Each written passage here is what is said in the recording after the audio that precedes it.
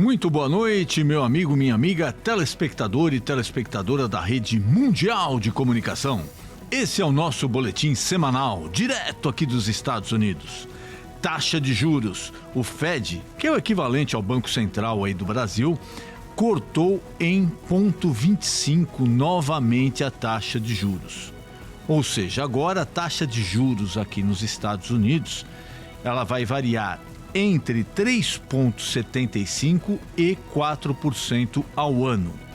Era um corte que, apesar de esperado, ainda existia algumas dúvidas, porque o shutdown, o fechamento de serviços públicos federais aqui nos Estados Unidos, ainda continua, completou um mês agora. Então, como o governo não tinha dados mais pormenorizados do mercado de trabalho, emprego, desemprego, etc., não se sabia ao certo se haveria essa nova taxa de juros. E a inflação que voltou a subir.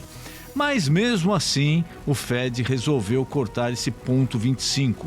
Isso é uma boa notícia para o Brasil, porque se a maior economia do mundo paga menos juros, então economias emergentes como a do Brasil não precisam aumentar tanto a taxa de juros para atrair possíveis investidores. O mercado aqui recebeu muito bem, em que pese a inflação ter subido, mas o número de vagas no mercado de trabalho também tem caído. Então o governo já previa uma possível retração na economia americana ainda esse ano. Mas esse corte foi muito bem-vindo e muito bem aceito pelo mercado.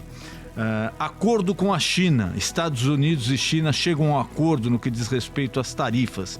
Os Estados Unidos diminuíram a tarifa de produtos chineses e a China se comprometeu a retomar, pelo menos por mais um ano, a venda de terras raras aos Estados Unidos, que são minerais importantes para a produção de muitos equipamentos aqui. Isso era um ponto crucial para a negociação de Donald Trump. E além disso, também se comprometeu a retomar a compra de soja dos Estados Unidos, que também era uma exigência do presidente norte-americano. Isso é muito bom para os Estados Unidos, muito bom para a China, mas não é tão bom para o Brasil. Por quê? O Brasil é um grande fornecedor de soja à China e agora ela vai comprar novamente em grande escala, mais ainda dos Estados Unidos. E também o Brasil tem terras raras como a China, não tem uma capacidade de extração como a chinesa, mas também poderia facilitar numa negociação com os Estados Unidos, que até agora, apesar do encontro de Donald Trump com Lula, muito se falou, mas na prática nada foi resolvido até agora. Uma empresa norte-americana de inteligência artificial e fabricação de chips, Nvidia, ela atingiu um valor de mercado de 5 trilhões de dólares, com T de tatu, isso mesmo, 5 trilhões de dólares, é a empresa mais valiosa do mundo, uma única empresa. Para a gente ter ideia desse valor, o PIB brasileiro, ele gira em torno de 2,5 tri de dólares, ou seja, essa única empresa dos Estados Unidos tem um valor de mercado equivalente a 2 vezes o PIB do Brasil.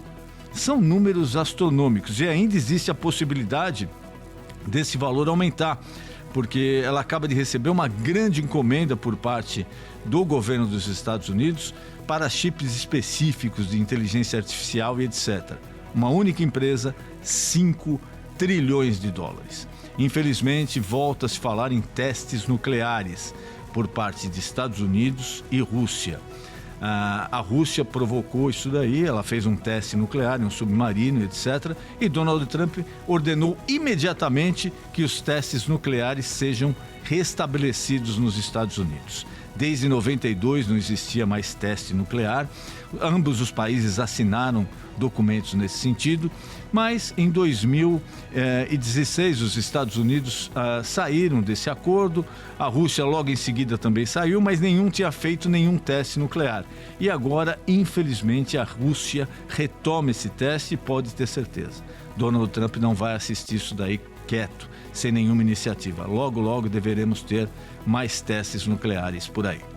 Denis Munhoz, direto dos Estados Unidos para os telespectadores da Rede Mundial de Comunicação.